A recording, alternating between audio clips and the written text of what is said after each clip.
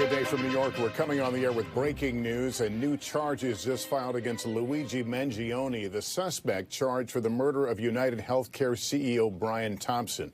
Manhattan District Attorney Alvin Bragg and the NYPD Commissioner Jessica Tisch now taking the podium. Let's listen. Commissioner Jessica Tisch, first and foremost, I want to extend my deepest condolences to Mr. Thompson's loved ones and colleagues. His family deserves our respect as they continue to grieve. Our work will never be able to undo the fact that a life was lost. We are here to announce that Luigi Mangione, the defendant, is charged with 1 count of murder in the first degree and 2 counts of murder in the second degree, including 1 count of murder in the second degree as an act of terrorism for the brazen, targeted, and premeditated shooting of Brian Thompson, who, as you know, was the CEO of UnitedHealthcare.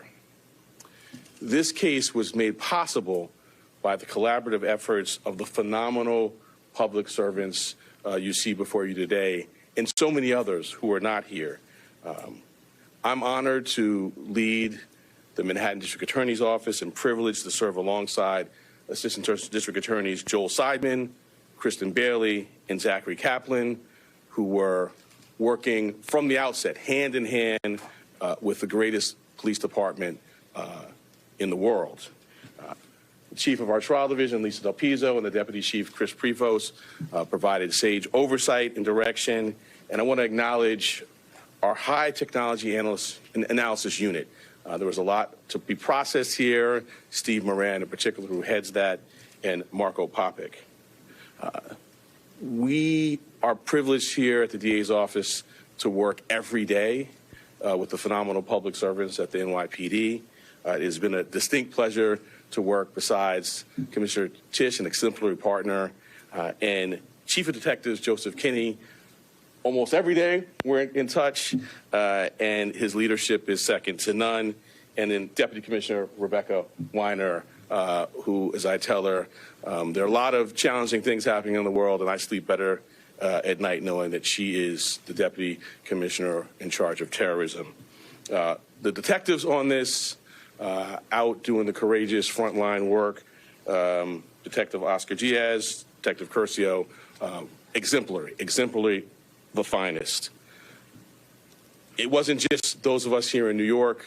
I want to acknowledge the great work of our partners in Altoona, the Altoona Police Department, the Blair County District Attorney's Office, the governors of New York and Pennsylvania, the FBI, and of course, the brave members of the public who answered the call when our great commissioner put out the call for their assistance.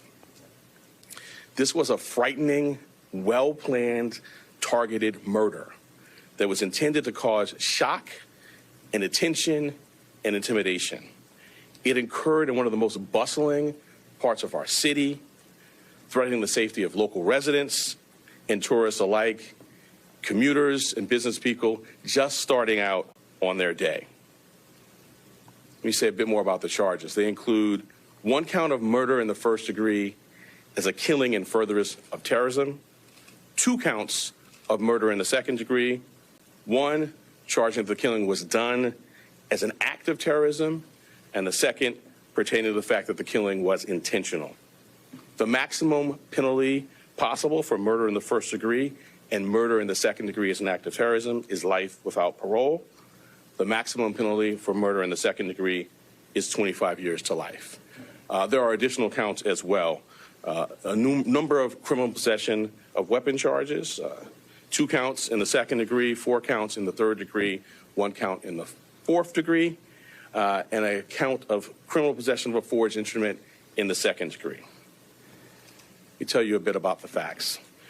On November 24th, we allege that the defendant arrived in New York City to murder Brian Thompson.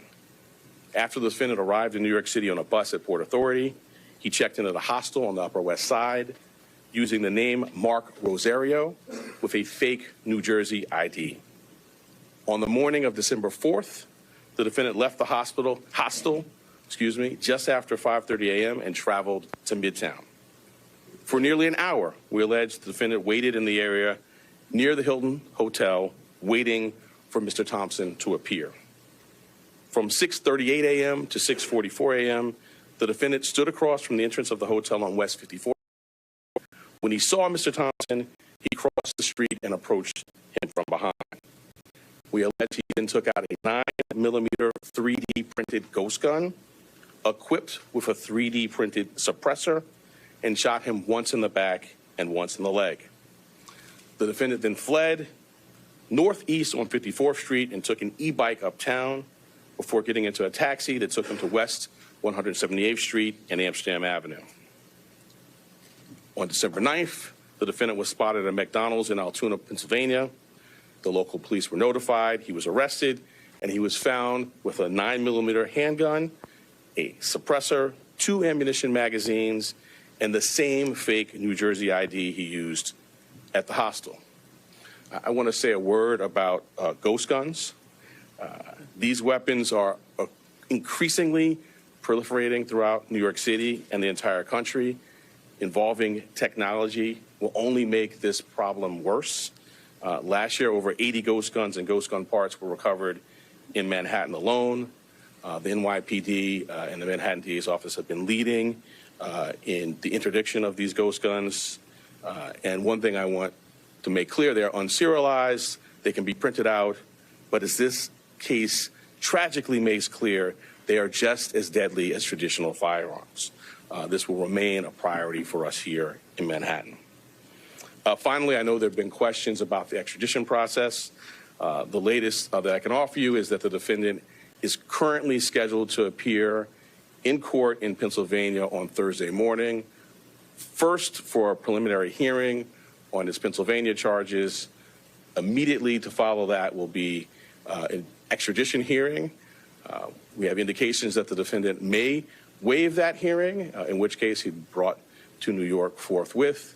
In any event, we have been preparing on parallel paths, and before the hearing, we'll send to the governor of the state of New York the paperwork that would be necessary if he does not waive during that hearing.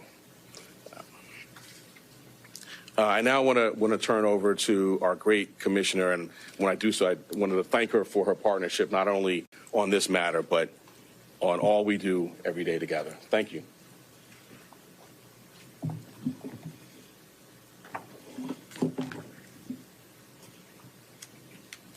Good afternoon, everyone. The unsealing of today's indictment brings us one step closer to securing justice for Brian Thompson and his family and affirming the primacy of the rule of law in the city of New York. NYPD detectives worked tirelessly to piece this case together. And along the way, the Manhattan DA's office made sure we had every legal tool available to us. Whether quickly providing subpoenas to assist with our evidence collection, or traveling with us to Altoona, Pennsylvania last week after the apprehension, our partnership made this a successful investigation. So I'd like to thank District Attorney Bragg and his team for their work in bringing this case forward. Part of that work included the relentless collection and analysis of surveillance video by our detectives, which ultimately produced a clear image of our suspect.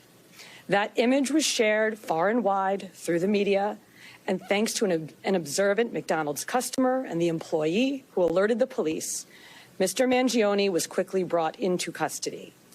This outcome is why we always emphasize the critical role of the public in our public safety mission. So again, I want to thank everyone who saw something, said something, and did something. That is why we have a suspect in custody today. As DA Bragg said, Luigi Mangione is now formally charged and indicted for murder. Foolishly plastered posters threatening the other CEOs with an X over Mr. Thompson's picture, as though he was some sort of a sick trophy. And yesterday, the New York Post reported that some extreme activists were circulating a deck of Protects Us All. Let me say this plainly. There is no heroism in what Mangione did. This was a senseless act of violence. It was a cold and calculated crime that stole a life and put New Yorkers at risk. We don't celebrate murders, and we don't lionize the killing of anyone. And any attempt to rationalize this is vile, reckless, and offensive to our deeply held principles of justice. Now, as we await the extradition Jessica Tisch is the process, police commissioner here in New York City, alongside the Manhattan DA Alvin Bragg, holding a news conference detailing the charges announced today, a new 11-count document of charges against Luigi Mangione in the murder of Brian Thompson on the streets of New York City. I want to go right now to NBC's Tom Winter. Tom, tell us where this takes the case and how close this gets him to coming back to New York to face charges. Well, it gets it a lot closer, Lester, because now there's a couple of different legal instruments in play here. This indictment that was returned by a Manhattan grand jury, and you heard the district attorney there calling it, quote, a brazen, targeted and premeditated murder. He said that this was a frightening and well-planned murder, and you heard the words from New York City's police commissioner, not mincing them as far as the severity of the crime. According to her, the first count of the murder in the first degree in furtherance of terrorism, this is a statute in New York State, Lester, that is designed for people that want to try to kidnap or kill another individual to kind of further their cause or intimidate the public in this case, presumably being now deceased UnitedHealthcare CEO Brian Thompson. So it's quite a serious charge. And as you heard, the potential penalties here, life in prison without parole in New York State.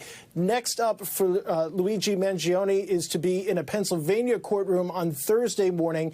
Two planned hearings there. One is a preliminary hearing, which is almost, legal experts say, entirely waived. And then the second will have to do with his extradition shortly after that, Lester, particularly if he waives it. As we expect, he'll be back in New York City potentially by the end of this week. All right, let me bring in our senior legal correspondent, Laura Jarrett. Laura, help me understand these counts, basically 3 murder counts here. There's a mention of terrorism. Can you help us understand exactly what they're trying to say?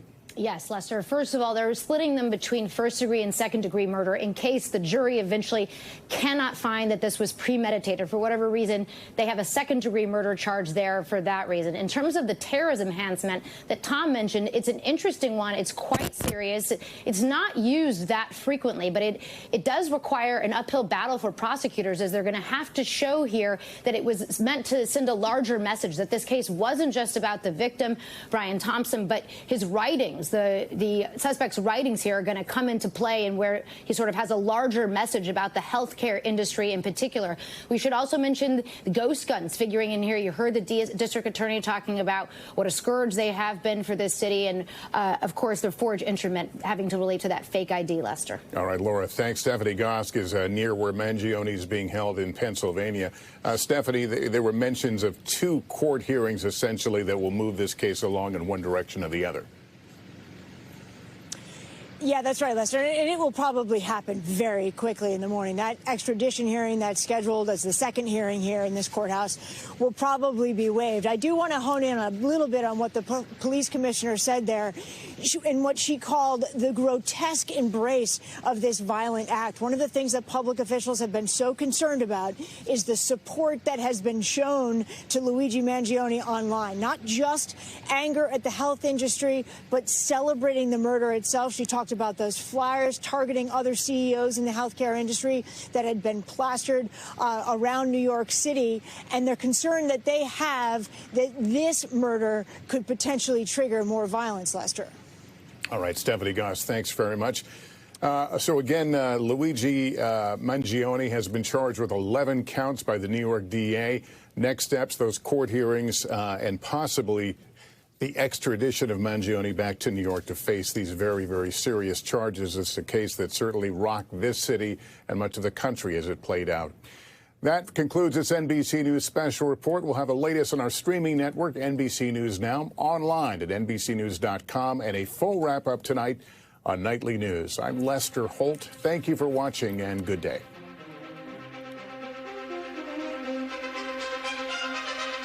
Thanks for watching. Stay updated about breaking news and top stories on the NBC News app, or follow us on social media.